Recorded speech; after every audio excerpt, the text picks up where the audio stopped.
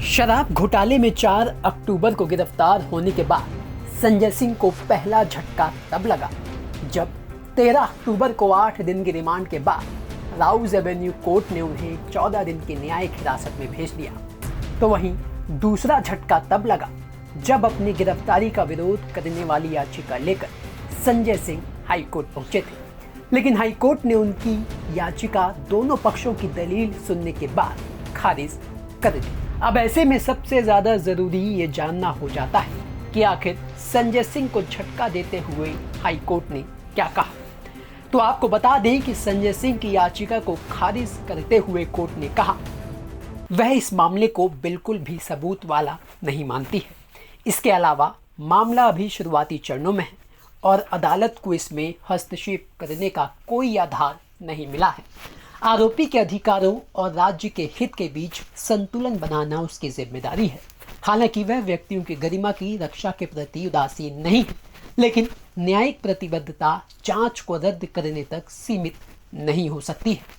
इस बात का कोई सबूत नहीं है कि किसी एजेंसी ने गैर कानूनी तरीकों से सरकारी गवाह का बयान लिया है। इस स्तर पर इसकी सराहना नहीं की जा सकती कि कानून के रूप के किसी भी आदेश का उल्लंघन हुआ है।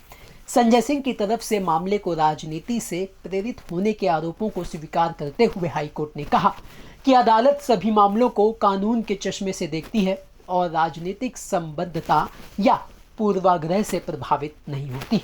तो वहीं आपको बता दें कि संजय सिंह ने हाईकोर्ट में याचिका दाखिल कर ईडी की गिरफ्तारी पर सवाल खड़े करते हुए ये कहा था कि 17 अगस्त 2022 को सीबीआई ने एक एफआईआर दर्ज की। 1 साल 2 महीने तक सीबीआई या ईडी ने संजय सिंह को पूछताछ के लिए भी नहीं बुलाया। आज तक ईडी या सीबीआई की तरफ से कोई समन जारी नहीं किया गया।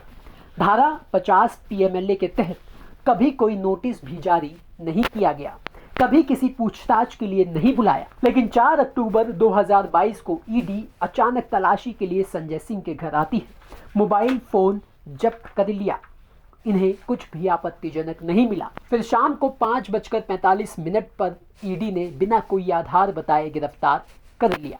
संजय सिंह को पीएमएलए के सेक्शन 19 के तहत गिरफ्तार किया गया था।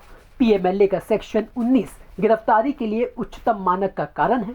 अधिकारी किसी को धारा 19 के तहत गिरफ्तार नहीं कर सकता जब तक उसके पास पहले से पुख्ता सबूत ना हो। धारा 19 के तहत गिरफ्तारी जांच के लिए या अपराध आदि की कार्रवाई का पता लगाने के लिए नहीं है। हमें गिरफ्तारी का आधार नहीं दिया गया। ईडी ने सुप्रीम कोर्ट के निर्देशों की अनदेखी की है, यहां तक कि उन्हें एक बार भी जांच के लिए नहीं बुलाया गया। उन्हें सरकारी गवाह के बयान के आधार पर गिरफ्तार कर लिया गया, जो कानून में अस्वीकार्य है। सरकारी गवाह ने 1 साल में 8 अलग अलग बयान दिए। सरकारी गवाह बिल्कुल वही भाषा बोल रहा है जो एजेंसी उससे बुलवाना चाहती है, जिसका जवाब कोर्ट में देते हुए ईडी ने कहा कानून के मुताबिक जांच पड़ताल के बाद कानूनी प्रक्रिया के तहत उनकी गिरफ्तारी हुई है। जांच पड़ताल के दौरान यह दावा किया गया कि संजय सिंह भी आबकारी नीति घोटाले की साजिश का हिस्सा थे। संजय सिंह दिनेश अरोड़ा और अमित अरोड़ा के करीबी थे। संजय सिंह रिश्वत लेने का भी हिस्सा थे। उन्होंने 2 करोड़ रुपए लिए थे। संजय सिंह की याचिका, जो रिट याचिका की आड़ में जमानत अर्जी है, विचारणीय नहीं है। संजय सिंह और उनके सहयोगी शराब की दुकानों को लाइसेंस देने के फैसले में शामिल थे। इस शराब नीति की वजह से आर्थिक नुकसान हुआ और इसमें भ्रष्टाचार से जुड़े नियमों का उल्लंघन भी किया गया।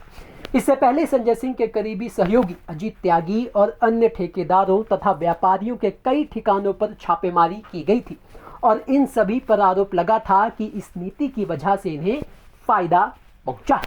तो कुल मिलाकर शराब घोटाले की जद में सिसोदिया के बाद अब संजय सिंह भी आ चुके हैं, जिन्हें फिलहाल कोई भी राहत मिलती हुई नहीं दिखाई दे रही है। ब्यूरो रिपोर्ट, दिल्ली तक।